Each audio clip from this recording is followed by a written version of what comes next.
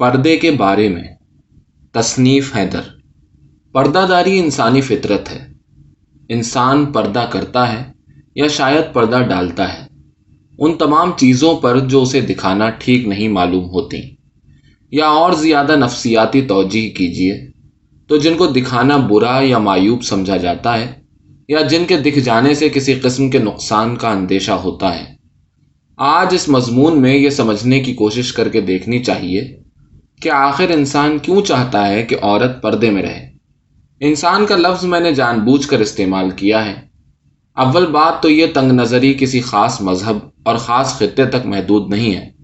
دنیا کے بہت سے ایسے ممالک اور کئی ایسی قومیں ہیں جو مختلف طریقوں سے عورتوں کے بدن، ان کے چہروں، بالوں اور حتیٰ کہ ناخنوں کے دکھ جانے سے خوفزدہ رہتی ہیں۔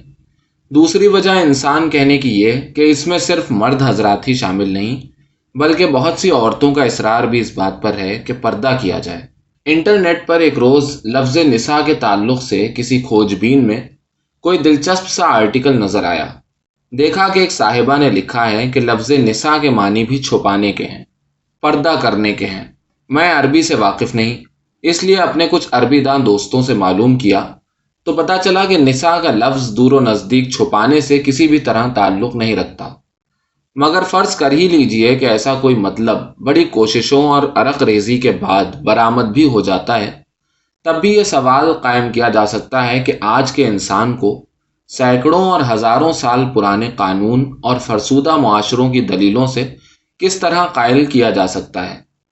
یہ تو ان خاتون کی بات تھی، اب میں اپنے گھر کی بات بتاتا ہوں۔ حالانکہ لکھنے والے اکثر ایسی باتوں سے پرہیز کرتے ہیں، مگر میں چانکیہ کی اس بات پر یقین رکھتا ہوں کہ ہمارا سماج ہمارا گھر ہی ہے، یعنی جن چند افراد کے ساتھ مل کر آپ زندگی گزار رہے ہیں اور جو آپ کے 24 گھنٹوں کے رفیق ہیں، دراصل وہی آپ کا سماج ہے۔ یہی وہ لوگ ہیں جو بات بات پر آپ کو دھیان دلاتے ہیں، شرم دلاتے ہیں، باہر کے خیالی سماج کی ننگی آنکھوں سے ڈراتے رہتے ہیں۔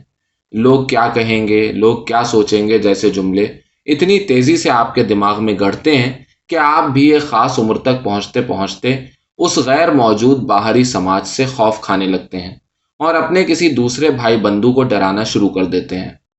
خیر بات یہ تھی کہ ایک دن جب گھر میں عورتوں لڑکیوں کے لباس کے تعلق سے بحث چلی تو میری والدہ نے مجھے دلیل پیش کی کہ لڑکیوں اور عورتوں کو اپنے لباس کا خیال اس لیے رکھنا چاہیے کیونکہ اگر بازار میں کسی دکان پر گوشت ٹنگا ہو تو کتے ضرور آئیں گے۔ میں نے ان کی بات کے جواب میں انہیں سمجھایا کہ اول تو عورت بازار میں ٹنگا ہوا گوشت نہیں ہے، دوسرے یہ کہ سماج میں رہنے والا ہر شخص کتا نہیں ہے۔ ہم انسانوں کی بستی میں رہتے ہیں۔ ہم نے بقول مذہب خدائی احکامات کی مدد سے بہت سی برائیوں کو گھٹنوں کے نیچے دبایا ہے، تو پھر اس برائی میں ایسی کیا طاقت ہے کہ مذہب نے کتوں سے خوف کھا کر عورت پر ہی پردہ ڈالنا مناسب خیال کیا ہے؟ ایسا بالکل غلط ہوگا کہ کوئی مضمون عورت کے تعلق سے اور خاص طور پر اسے تقدس کا شرف بخشنے کے حوالے سے لکھا جائے اور اس میں صرف مذہبی اخلاقیات کو دوش دیا جائے۔ اس میں سماج بھی برابر کا حصہ دار ہے۔ ابھی زیادہ دن نہیں گزرے 80 اور 90 کی دہائی میں بننے والی بالی ووڈ فلموں میں ہمارے معاشروں کی ایک خاص کمزوری کو بھنا بھنا کر خوب روپیہ بٹورا گیا ہے۔ بلکہ آج بھی ایسا ہوتا ہے۔ ایسی غیر عقلی اور غیر منطقی قسم کی باتیں بالی ووڈ کا حصہ ہیں کہ کیا بتایا جائے۔ دونوں کی مثالیں پیش کر کے پھر اپنی بات پر واپس آتا ہوں۔ گزشتہ 2 یا 3 سالوں کے دوران کوئی فلم آئی تھی جس میں لڑکا اور لڑکی دونوں کے کرداروں کو بہت آزاد خیال، بے پرواہ اور معاشی طور پر مستحکم دکھایا گیا تھا۔ اسی فلم میں ایک منظر ہے جہاں لڑکے اور لڑکی کے درمیان ایک رومانٹک گانے کے دوران اچھا خاصا رومانس ہوتا ہے۔ بات آگے بڑھنے والی ہوتی ہے کہ گانا ختم ہو جاتا ہے۔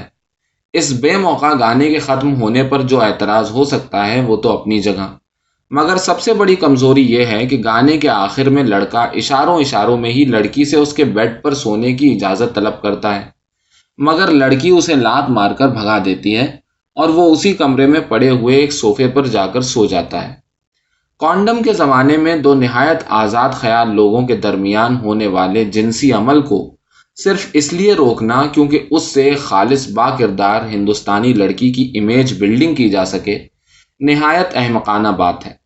پہلی بات تو سیکس کرنے سے کوئی خراب یا اچھا نہیں ہو جاتا، اور دوسری بات یہ ہے کہ ایسے موقعوں پر ہمیشہ لڑکی کو بیڈ اور لڑکے کو صوفہ عطا کر دینے سے فیمنزم کی حمایت کرنا حاتم طائی کی قبر پر لات مارنے کے برابر ہے۔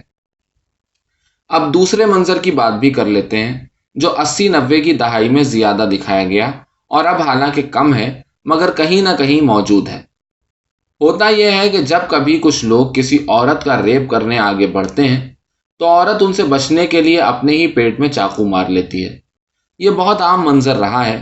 حالیہ کسی فلم میں 2 اندھے کرداروں کی اچھی خاصی کہانی میں بھی ایک عورت کا 2 بار ریپ ہو جانے پر اسے پھانسی لگانی پڑ گئی تھی اور وجہ صرف یہ تھی کہ ہیرو کو اپنی محبوبہ کی موت کا بدلہ لینا تھا۔ پہلی بات تو یہ ہے کہ ریپ ایک شدید قسم کا نفسیاتی دکھ ضرور پیدا کرتا ہے، جذباتی مسائل بھی اس سے پیدا ہو جاتے ہیں، مگر کسی عورت کے ریپ ہونے سے اس کی عزت میں بال برابر بھی فرق نہیں آنا چاہیے۔ دوسری بات یہ ہے کہ کوئی بھی حادثہ چاہے کیسا ہی کیوں نہ ہو، اس سے بچنے یا اس کے ہو جانے کے نتیجے میں موت کو ترجیح دینا یا اس نظریے کی توسیع کرنا ایک غلط اور جاہلانہ بات ہے۔ آپ کہیں گے کہ میں نے پردے کے تعلق سے لکھتے لکھتے یہ کون سی بحث چھیڑ دی، مگر اس کا تعلق پردے کی بحث سے اس لیے ہے کیونکہ دونوں کا مقصد ایک ہے، ایک شدید عمل کی طرفداری، یعنی ایک خطرے سے بچانے کے لیے اس سے بھی بڑے خطرے کی جانب دھکیل دینا۔ پچھلے دنوں ہم کچھ دوست بیٹھے ہوئے تھے، باتیں ہو رہی تھیں تو پردے کا ذکر بھی نکل آیا۔ اس ذکر میں کسی دوست نے اعتراض کیا کہ لوگ 4 یا 5 سال کی بچیوں کو بھی نقاب میں ڈھانپے رکھتے ہیں۔ میں نے کہا کہ ٹھیک یہ مسئلہ اس سوسائٹی میں 60-70 سال کی عورتوں کے ساتھ بھی ہے۔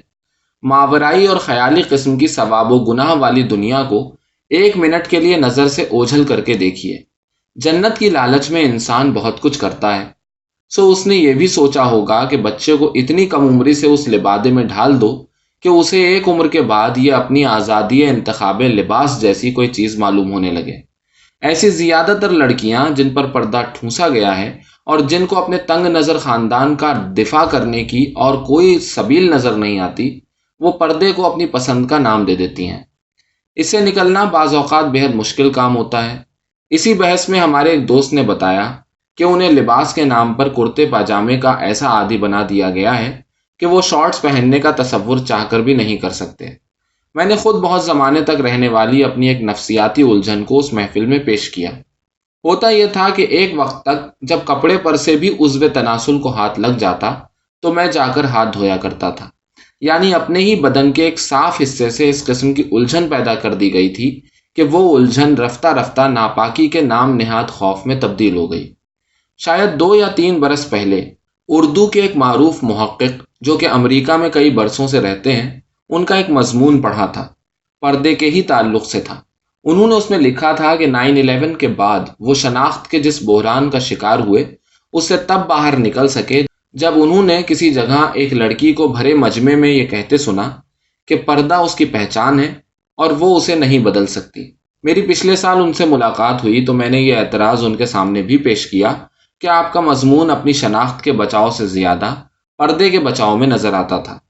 انسانی تشخص اور اس کی شناخت کا دفاع ایسے ماحول میں ضروری ہے جہاں اسے اس کے نام، مذہب، رنگ، وطن یا کلچر کی بنیاد پر نشانہ بنایا جا رہا ہو، مگر اس کا یہ مطلب ہرگز نہیں کہ اپنے ہی معاشرے کی بے سر پیر کی تقدیس آمیز چیزوں کو اپنی شناخت بھی سمجھ لیا جائے۔ جس لڑکی کو 4-5 سال کی عمر سے پردہ اڑایا جا رہا ہے، اگر وہ صرف اس بنیاد پر اسے اپنی شناخت سمجھنے لگی ہے تو اس میں اور ایسے شخص میں کوئی فرق نہیں ہے جو بہت سی روڑی وادی سوچوں کا بچاؤ صرف اس لیے کرتا ہے کیونکہ وہ اس کے دماغ میں بہت چھوٹی عمر سے ٹھونسی گئی ہیں۔ اسی ذیل میں ایک واقعہ اور سن لیجئے۔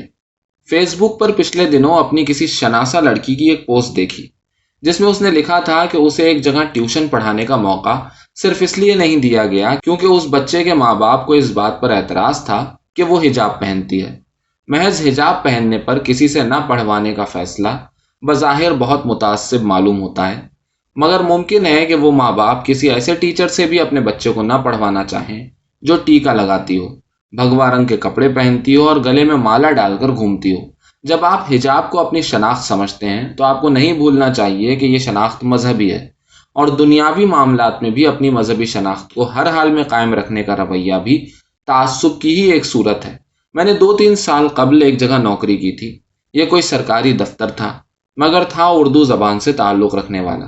चुनाचे लोग मुंह उठाकर यहाँ टोपी लगाए कुर्ता पजामा पहने आ जाया करते थे।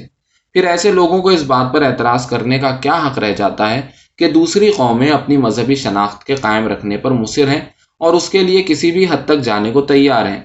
कपड़ा किसी की शनाख्त नहीं हो सकता, जैसे खाना किसी की शनाख्त नहीं है। ये खुद पर ओढ़ी हुई चीजें हैं और इनसे बाहर निकलने के लिए जरूरी है अपने ही समाज यानी अपने ही घर की पैदा की हुई फिक्र पर सवालिया निशान दागने की हिम्मत करना। मैं बहुत बरसों पहले एक जगह ट्यूशन पढ़ाने गया तो पहले ही दिन देखा कि वहां एक खातून है जो अपने ही घर में सर से पैर तक काले लिबास में सिर्फ इसलिए मलबूस हैं क्योंकि मैं उन्हें पढ़ाने जा रहा हूँ। और ऐसा ना था कि जब मैं उन्हें पढ़ा रहा था तो उनके शौहर मौजूद नहीं थे, मगर मसला खौफ से ज्यादा मजहबी शनाख्त के तहफ़्फ़ुज़ का था। और ऐसा कोई भी शख्स जो किसी की मजहबी शनाख्त के तहफ़्फ़ुज़ पर इसरार करता हो, उसे किसी दूसरे मजहब की मजहबी शनाख्त या शनाख्त की अलामतों पर सवाल उठाने का कोई हक नहीं है।